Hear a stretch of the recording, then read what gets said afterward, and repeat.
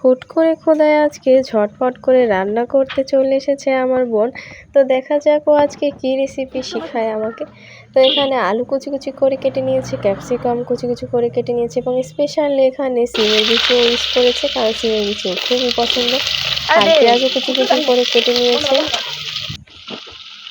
দেখা যাক আজকে ও নুডলসটা কীভাবে সংক্ষেপে এবং খুব ইজিলি মজাদার করে রান্না করে। এমনিতেও নুডলস যেভাবেই রান্না করুক, নুডলস বরাবরের জন্য আমাদের দুই বোনের খুবই পছন্দের। তো দেখি ও কীভাবে আজকে স্পেশালভাবে এই নুডলসটা রান্না করে।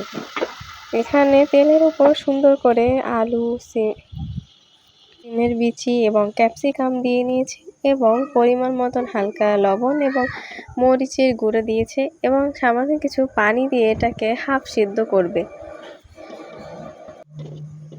এবং এর ভিতরে দিয়ে নিবে এখন নুডলসের মশলা সামান্য কিছু, যেন এখানে গ্রানটা আসে। নুডলসের মশলার গ্রানটাই আসলে পেটটা ভরে যায় এবং ক্ষুধাটা আরও বেড়ে যায়।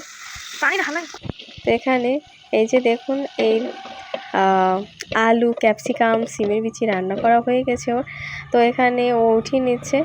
তো দেখা যাক আজকে ও কীভাবে রান্না করে নুডলসটা, যেহেতু ও নিজেই রান্না করতে এসেছে। আমি চুপচাপ ক্যামেরা ধরে বসেছিলাম যে দেখবো আজকে ও কীভাবে রান্না করে এবং বন্ধুদের মাঝে আজকে এই ভিডিওটা শেয়ার করব। আর হ্যাঁ বন্ধুরা, যারা এখনও চ্যানেলটাকে সাবস্ক্রাইব করেনি অবশ্যই চ্যানেলটাকে সাবস্ক্রাইব করবেন, লাইক করবেন, কমেন্ট করে জানাবেন আপনাদের মূল্যবান মতামত। তো এখানে ও পেঁয়াজটাকে ভালো করে তেলের উপর ভেজে নিয়েছে এবং একটি দেশি মুরগির ডিম এখানে ঝটপট করে দিয়ে দিল তেলের উপর এবং লবণ দিয়ে নাড়াচাড়া করছে। তো বন্ধুরা এখন দেখা যাক ও কীভাবে রান্না করে। তো এখান থেকে নুডলসের এই যে ডিম ভাজি করে রেখেছে এবং পেঁয়াজটা ভাজি করে রেখেছে। দেখা যাক আজকে ও কী রান্না করে। আমি তো ভেরি কনফিউশনের ভিতরে পড়ে গিয়েছি যে ও আজকে কিভাবে রান্না করবে, কারণ সব কিছু ভেজে ভেজে আলাদা আলাদা উঠিয়ে রাখছিল। তো এখানে পানিতে নুডলসটাকে দিয়ে দিয়েছে এবং নুডলসটা যখনই হাফ সেদ্ধ হয়ে আসে তখনই ও এখানে সব উপকরণগুলো একে একে এই নুডলসের ভিতরে দিয়ে একসাথে মিক্সড করবে।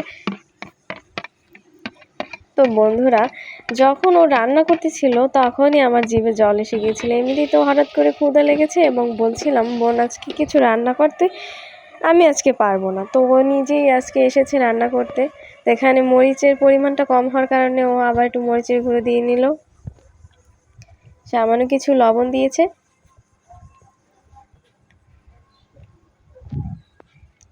এবং নুডলসের মশলাটা ও সুন্দর করে ঢেলে নিল।